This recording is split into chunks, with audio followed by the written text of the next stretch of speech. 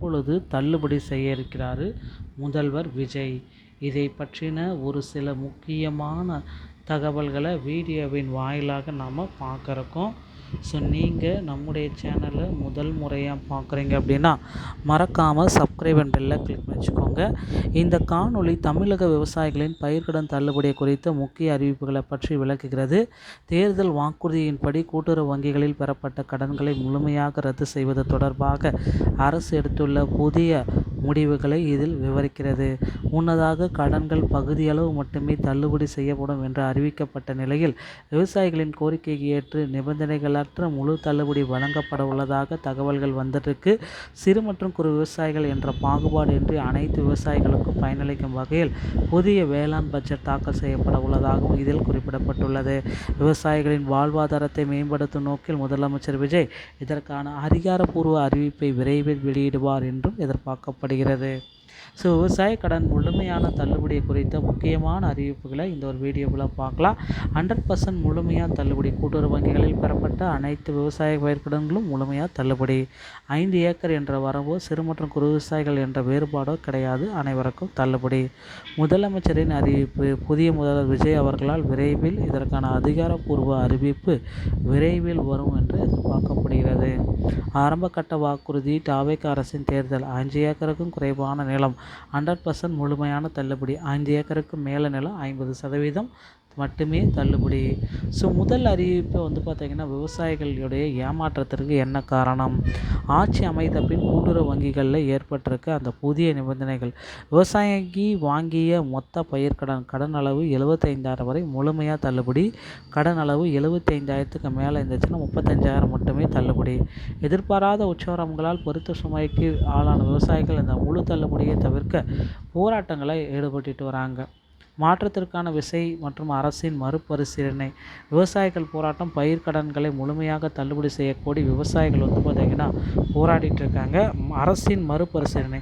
விவசாயிகளின் அதிருப்தியை தொடர்ந்து முந்தைய அறிவிப்பை உடனடியாக மறுபரிசீலனை செய்ய வேண்டும். முதல்வர் விஜயுடைய தலையீடு இதில் இருக்கணும். விவசாயிகளின் கோரிக்கைகளை ஏற்று நிபந்தனைகளோடு தளர்த்தி முழு தள்ளுபடி வழங்க புதிய முதல்வர் விஜய் அவர்கள் வழிவகை செய்யணும் அப்படின்ட்டு கோரிக்கைகள் எல்லாம் வச்சுருக்காங்க. ஸோ பழைய நிபந்தனை 5 ஏக்கருக்கு மேலே கீழே என்ன வேறுபாடு? புதிய நிபந்தனைகள் எந்த வேறுபாடும் கிடையாது. கடன் உச்சவரம்பு பழைய நிபந்தனையில் 75,000லேருந்து 35,000 உச்சவரம்பு இன்றி 100% முழு தள்ளுபடியை இதில் கொடுக்குறோம். சிறு மற்றும் குறு விவசாயிகளுடைய முழு பலன்கள் எந்த பாகுபாடுமின்றி அனைத்து விவசாயிகளுக்கும் இது சென்றடையணும் அப்படின்றதுக்காக குறிப்பிட்டிருக்காங்க. ஸோ அனைத்து விவசாயிகளுக்குமே சென்றடையும். ஸோ அனைவருமே உள்ளடக்கிய 100% தள்ளுபடி.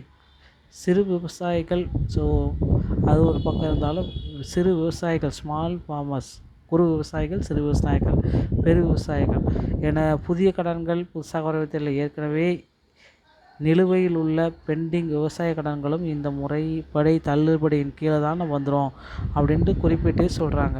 ஸோ தனி பட்ஜெட் இதற்காக பார்த்திங்கன்னா அடுத்து என்ன அப்படின்னு பார்த்திங்கன்னா தனி வேளாண்மைக்குண்டான ஒரு பட்ஜெட்டையே அரசு பார்த்திங்கன்னா தாக்கல் செய்வதற்கு இந்த பட்ஜெட்டில் பொருளாதார அறிவிப்புகளாக இல்லாமல் அனைத்து விவசாயிகளும் பயனடையும் வகையில் ஒரு வாழ்வாதாரத்தையே பயன்படுத்தும் வகையில் கொண்டு வரும் அப்படின்றது எல்லோருடைய எதிர்பார்ப்புமாக இருக்குது. ஸோ மக்களை பொறுத்திருந்து இருங்க. கண்டிப்பாக சூரியன் புதிய அப்டேட் பார்த்திங்கன்னா மறைந்தவுடன் அதிகாரப்பூர்வ அரசாணைக்காக காத்திருக்க போகிறோம்.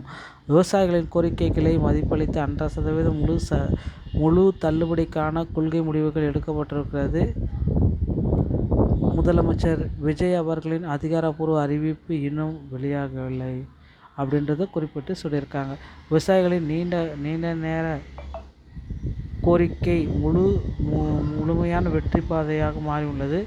அரசு அதிகாரப்பூர்வ அறிவிப்பை விரைவில் வெளியிட காத்திருக்குங்க. நண்பர்களே, இந்த மாதிரி ஒரு தகவல் உங்களுக்கு பிடிச்சிருச்சு அப்படின்னா நீங்கள் வீடியோவை சப்ஸ்கிரைப் பண்ணணும்.